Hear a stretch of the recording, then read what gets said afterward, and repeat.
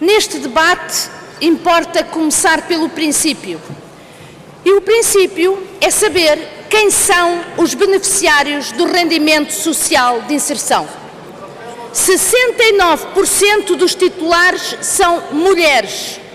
A maioria tem vários filhos, sendo as famílias monoparentais femininas uma parte muito significativa. A maioria dos titulares situa-se em dois grupos etários, entre os 35 e os 44 anos e entre os 45 e os 54 anos, sendo que no total de pessoas abrangidas, 40% têm uma idade menor de 18 anos. Ou seja, estamos a falar de uma população de titulares maioritariamente feminina que se situa entre os 35 e os 54 anos, com baixos níveis de escolaridade e de formação profissional e cujos agregados familiares têm uma grande percentagem de crianças e jovens. Se levarmos em linha de conta o perfil dos beneficiários, conjugado com a realidade de viverem abaixo do limiar da pobreza, verificamos que falamos de um setor da população com muitíssimas dificuldades em encontrar emprego e com um risco de exclusão social permanente. Segundo aspecto, quais são as fontes do seu rendimento?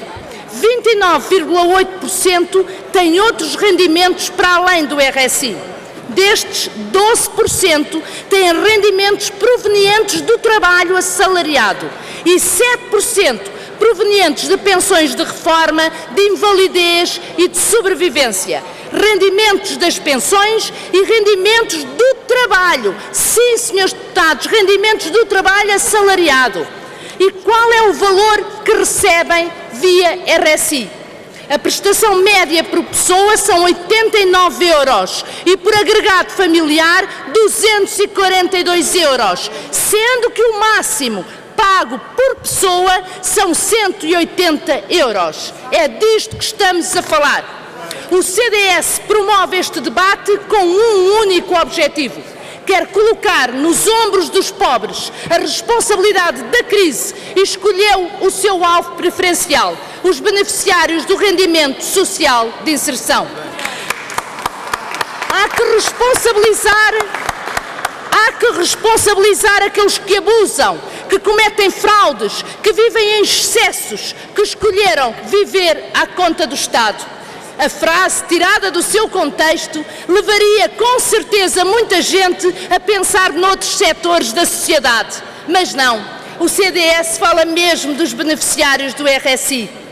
Mas falemos ainda de uma outra questão fundamental, a fraude, que o CDS estima entre 15% a 25%. Os dados oficiais apontam que apenas 3% dos casos levaram à cessação da prestação por falsas declarações. E do conjunto dos motivos da cessação da prestação, 57% referem-se à alteração de rendimentos, o que significa, Sr. Deputado Paulo Portas, que o sistema funcionou. Houve alterações nos rendimentos e a prestação acabou para cerca de 70 mil titulares só num semestre. E é preciso reafirmar aquilo que parece que os deputados do CDS não sabem, que esta prestação social é das mais fiscalizadas. O beneficiário do RSI tem um programa de reinserção que, se não for cumprido, implica a cessação do objetivo. O beneficiário do RSI é acompanhado diretamente por um técnico, inclusive dentro da sua própria casa, senhores deputados. Para o beneficiário do RSI não há segredo bancário, ao contrário daquilo que os senhores ainda ontem tiveram o descaramento aqui a dizer. Não há segredo bancário. Todas as contas, ou as supostas contas, são abertas. Mas o CDS insiste na necessidade da fiscalização e propõe a solução. Faça-se uma mega auditoria, capitaneada pelo Tribunal de Contas, e convoquem-se todas as inspeções gerais, dizia ontem o deputado Pedro Mota Soares. Ó, senhores deputados, o deputado Paulo Portas é que já não é Ministro da Defesa, senão teríamos com certeza, como no passado, as fragatas da Marinha convocadas para enquadrar esta portentosa operação. Só falta isso. É a proporção dos meios em que o CDS é exímio. O CDS não quer debater o rendimento social de inserção. O CDS quer destruir o rendimento social de inserção e quer destruí-lo precisamente num período de grave crise económica e social. Não deixa de ser elucidativo. Somos um país, como aqui já foi dito, com 2 milhões de pobres. Se retirarmos as prestações sociais e se retirarmos as transferências sociais, saltamos para 4 milhões e 500 mil pobres. É destes números que estamos a falar. Por isso, o que importa debater é a responsabilidade do Estado no compromisso com a erradicação da pobreza. E queremos que a responsabilidade seja exercida sobre todos os excessos, a começar nos prémios milionários, nos benefícios fiscais que isentam a banca, nos milhões que fogem para os offshores sem serem taxados. No Orçamento de Estado deste ano estão previstos 495,2 milhões de euros para o RSI.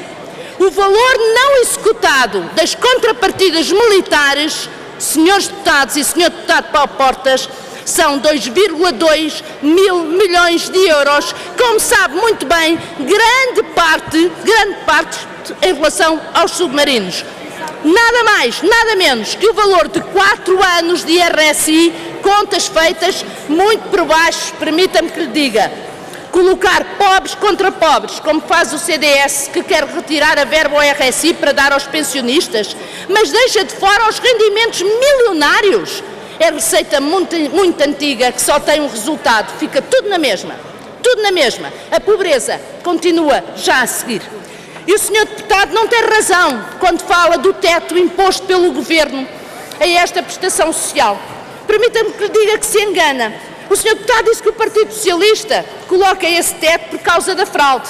Mas eu queria dizer, olhe que não, senhor deputado. O Partido Socialista, que aqui faz muito mal e erra profundamente, põe o teto social por causa do déficit, porque o Partido Socialista, tal como o CDS, quer que sejam os pobres e os mais pobres a contribuir para o déficit. E aqui o Partido Socialista falha redondamente.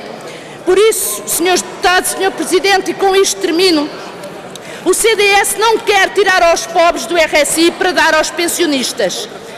Quer tirar aos pobres para as despesas militares e para outros benefícios dos grupos económicos. E não hesita, neste debate, em acrescentar mitos, preconceitos e muita desinformação. A questão que fica, e aquela que o povo quer saber do nosso país, é a seguinte, senhor deputado Paulo Portas: quantos pobres cabem num submarino?